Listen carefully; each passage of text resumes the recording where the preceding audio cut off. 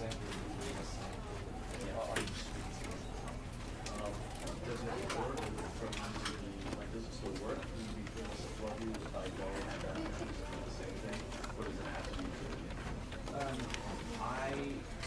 You know what? Even if you were going to be sarcastic and ironic, I think you should still act as though it was personal in order to leave these kind of scars. Right? Yeah. So let's just say it was true. So let's just say it was yeah. Great. I know that you're sexist, not me. Because it was like, Yeah, I'm glad you said that. well, right, because I wanted to put him down to a better level. Basically, right. And with that example, Yeah. are you speaking? Does it work from does it still work? Will you be feeling the flow view if I go and choose the same thing? Or does it have to be true again? You know what? Even if you were going to be sarcastic and ironic, I think you should still act as though it was personal in order to leave these kind of scars. Right? Yeah. So let's just say it was true. So let's just say it was yeah. Great. I know that you're sexist, not me. Because it was like, Yeah, I'm glad you said that. well, right, because I wanted to put him down to a better level. Basically, right. And with that example, yeah. Are you speaking? Does it work from does it still work? Will you be feeling the flow view if I go and choose the same thing? Or does it have to be true again? You know what? Even if you were going to be sarcastic and ironic, I think you should still act as though it was.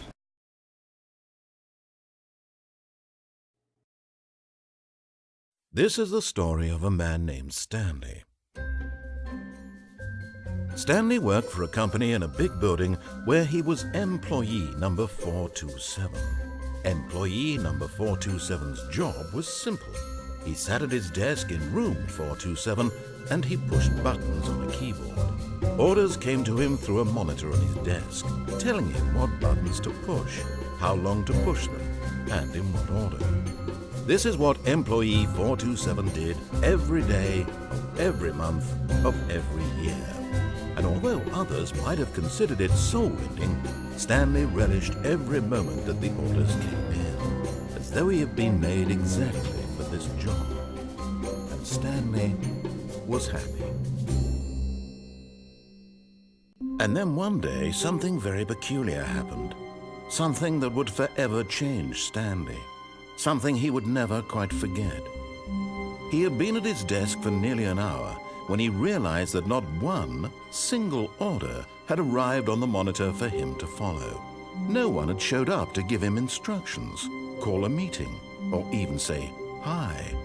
Never in all his years at the company had this happened, this complete isolation. Something was very clearly wrong. Shocked, frozen solid, Stanley found himself unable to move for the longest time.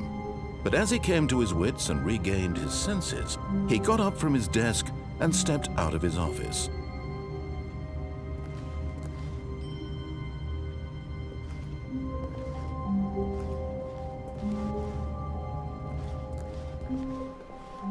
All of his co-workers were gone. What could it mean?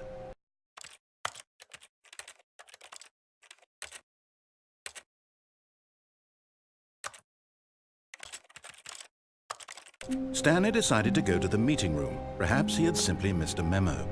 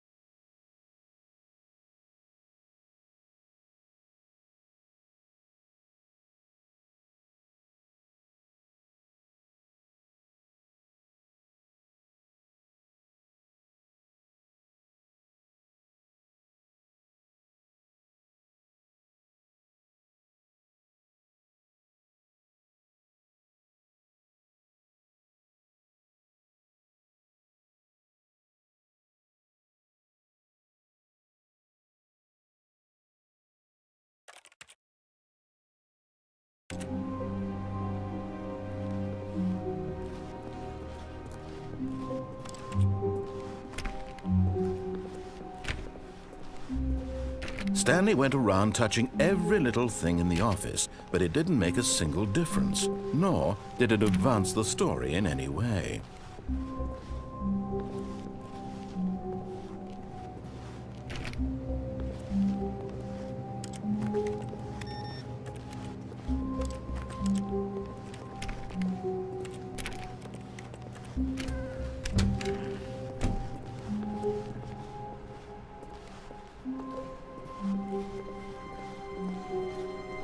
When Stanley came to a set of 2 open doors, he entered the door on his left.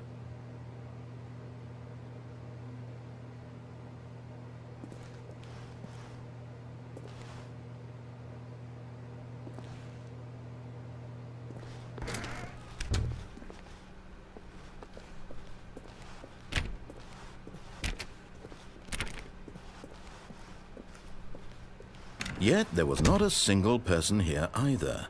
Feeling a wave of disbelief, Stanley decided to go up to his boss's office, hoping he might find an answer there.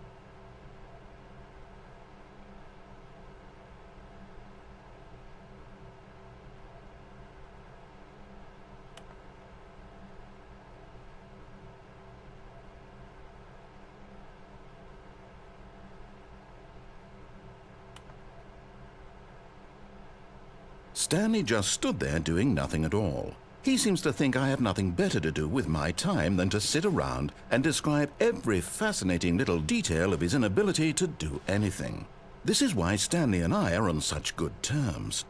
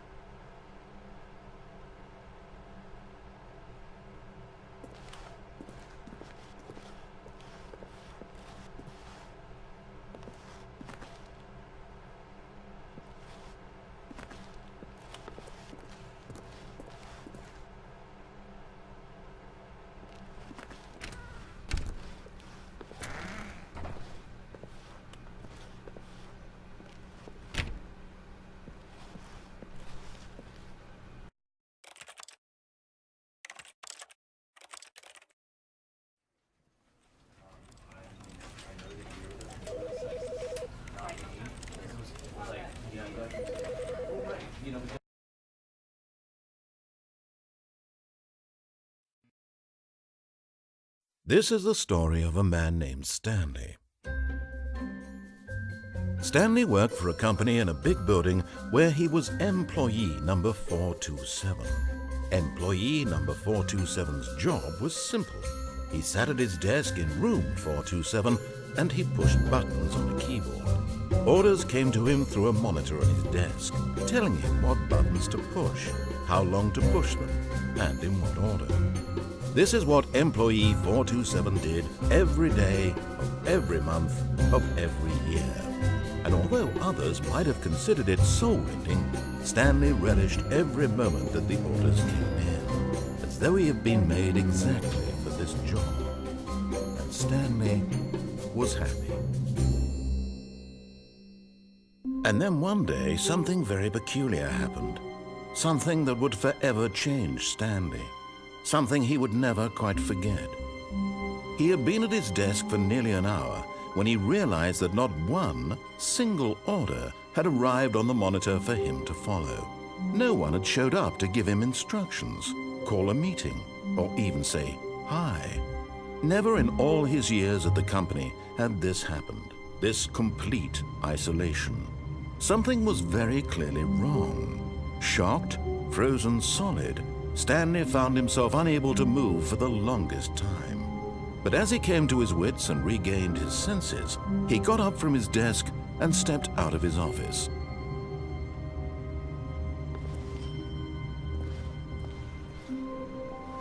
All of his co-workers were gone. What could it mean? Stanley decided to go to the meeting room. Perhaps he had simply missed a memo. No matter how hard Stanley looked, he couldn't find a trace of his co-workers.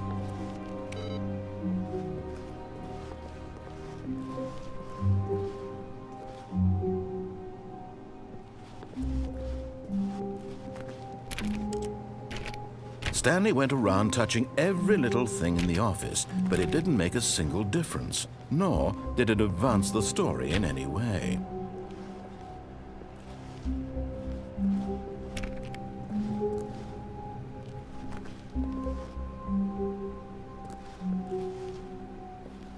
When Stanley came to a set of 2 open doors, he entered the door on his left.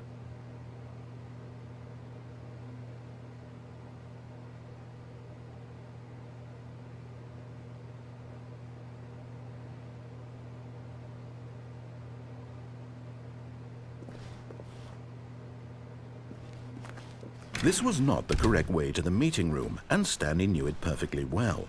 Perhaps he wanted to stop by the employee lounge first, just to admire it.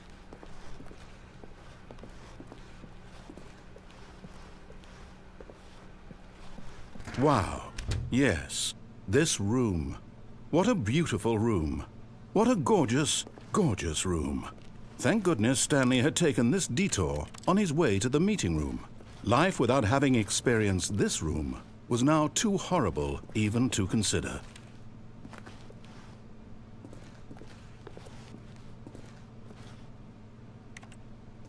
Yes, really, really worth it being here in the room. A room so utterly captivating that even though all your co-workers have mysteriously vanished, here you sit looking at these chairs and some paintings. Really worth it.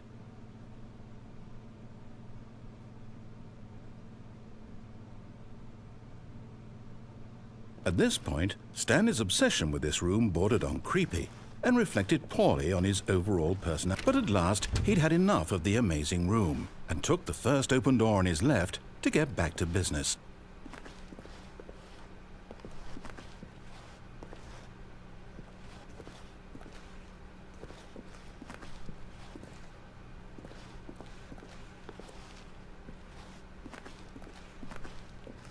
Stanley was so bad at following directions, it's incredible he wasn't fired years ago.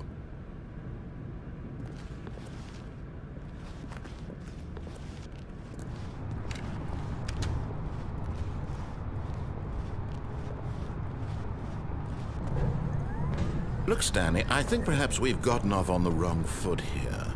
I'm not your enemy, really, I'm not.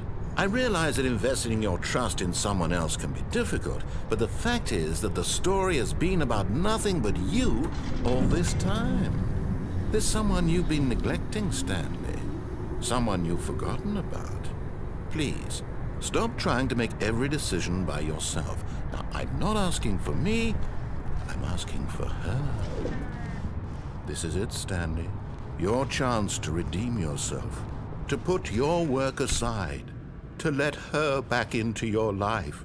She's been waiting.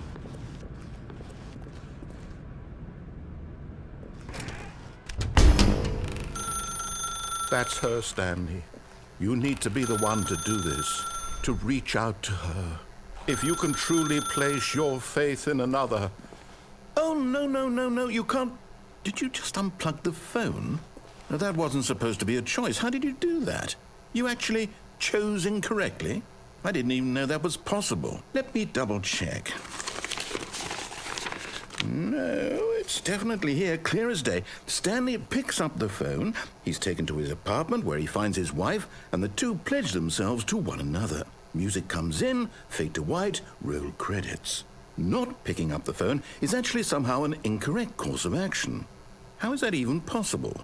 None of these decisions were supposed to mean anything. I don't understand. How on earth are you making meaningful choices? What did you... Wait a second. Did I just see... No, that's not possible. I can't believe it. How had I not noticed it sooner? You're not Stanley. You're a real person. I can't believe I was so mistaken. This is why you've been able to make correct and incorrect choices. And to think I've been letting you run around in this game for so long. If you'd made any more wrong choices, you might have negated it entirely. It's as though you completely ignored even the most basic safety protocol for real-world decision-making. Or did you not grasp the severity of the situation? Well, I won't have that kind of risk on my watch. I'm going to stop the game for a moment so we can educate you properly on safe decision-making in the real world. Please observe this helpful instructional video. Choice. It's the best part of being a real person. But if used incorrectly, can also be the most dangerous. For example, in this scenario, a hypothetical real person named Stephen has a choice. He could spend years helping improve the quality of life for citizens of impoverished third world nations. Or he could systematically set fire to every orphan living in a 30-kilometer radius of his house. Which choice would you make? Remember that unlike here, the real world makes sense, and at no time should you make a choice that does not conform to rational logic. If you find yourself speaking with a person who does not make sense, in all likelihood, that person is not real. Allow the person to finish their thought, then provide an excuse why you cannot continue talking. Turn to a partner and practice saying, "My goodness, is it 4:30? I'm supposed to be having a back, sack, and crack."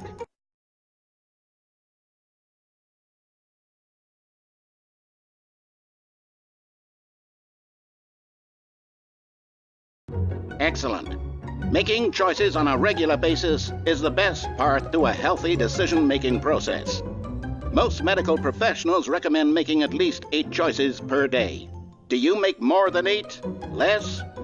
And finally, if you begin to wonder if your choices are actually meaningful and whether you'll ever make a significant contribution to the world, just remember that in the vast infiniteness of space, your thoughts and problems are materially insignificant, and the feeling should subside.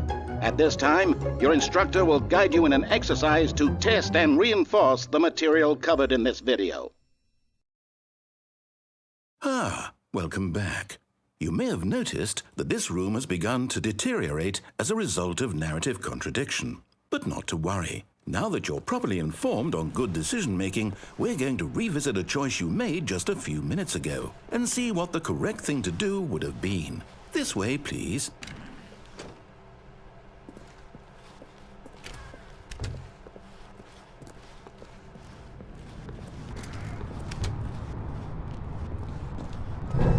Now that we know your choices are meaningful, we can't have you jumping off the platform and dying.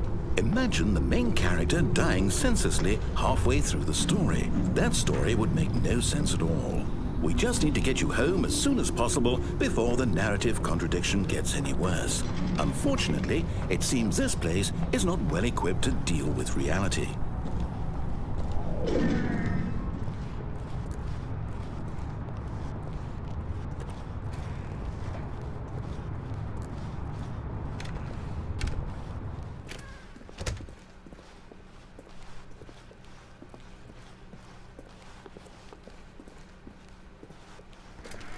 Almost there. You'll take the door on the left, back to the correct ending, the story will have resolution once again, and you'll be home free in the real world. Now remember, all you need to do is behave exactly as Stanley would. That means choosing responsibly and always putting the story first. I'm quite sure you'll be up to the task. Just follow my lead and you'll be fine. All right. When Stanley came to a set of 2 open doors, he entered the door on his left.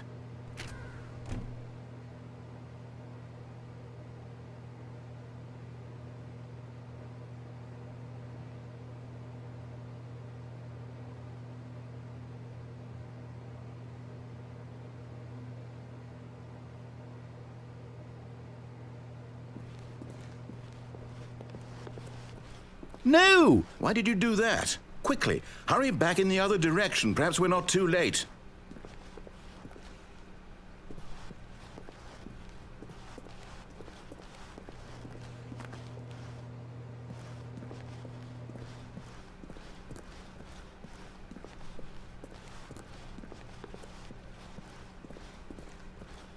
Oh, it's ruined. I can't believe, after everything we talked about, that my story, you've destroyed my work. Why? For what? What did you get out of that? What did you think was so special about seeing the game undone, left here like so much garbage? It's worthless now. And what am I supposed to do? Even if there were a way to continue, would it be worth it? To know that my story is now incorrect? How can I go back to that? I can't erase that knowledge. I'll have to live with it forever, reliving its impossibility forever. I couldn't live that way. Is it better to shut the game down entirely? To willingly destroy all of my work? I don't know. What's the answer? What do I do? What do I do? What do I... No, I have to. I have to shut the game down. I have to. I have to.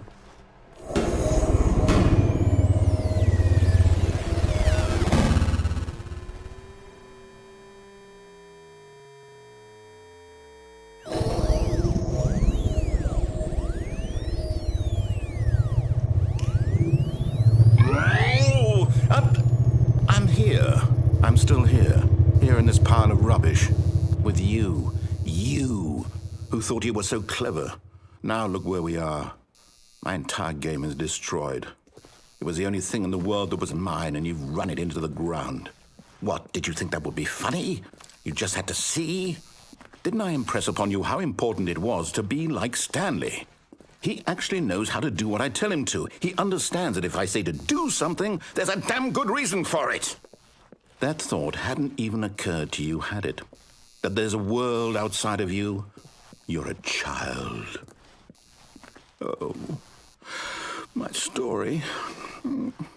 If you'd just gone through the door on the left, you would have seen it. There was a whole underground facility. You would have destroyed it and been victorious. It would have been...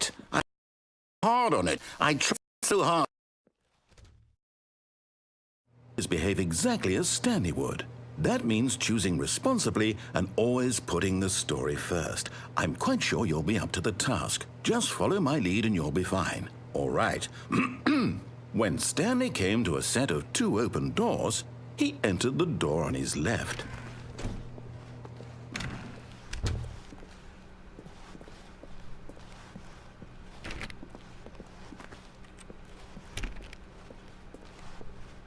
Yet there was not a single person here either. Feeling a wave of disbelief, Stanley decided to go up to his boss's office, hoping he might find an answer there.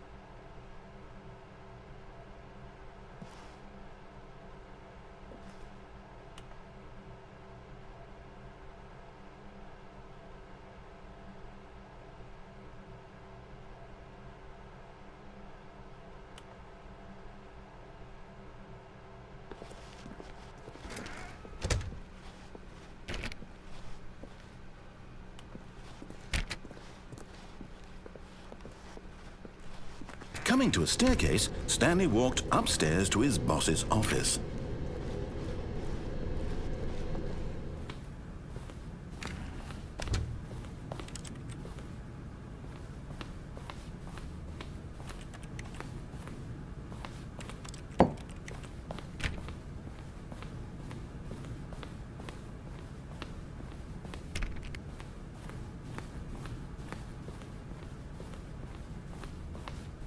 Stepping inside his manager's office, Stanley was once again stunned to discover not an indication of any human life. Shocked, unraveled, Stanley wondered in disbelief who orchestrated this, until he saw the door with a voice receiver next to it. Surely behind this door lay all the answers to his questions. And beyond all probability, he knew the passcode. He had seen it on his boss's computer just last week.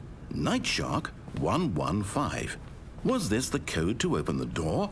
Would it still work? There was only one way to find out.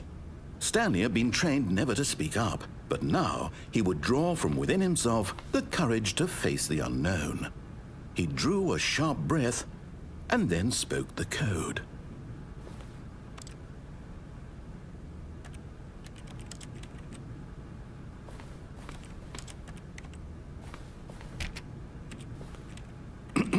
Stanley spoke the code. Nightshark 115. He spoke it into the receiver, right there on the wall.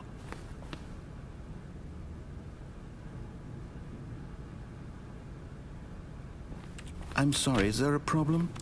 You didn't mishear me, did you? Please speak the code into the receiver. Otherwise, we can't get on with the story. This is a crucial step.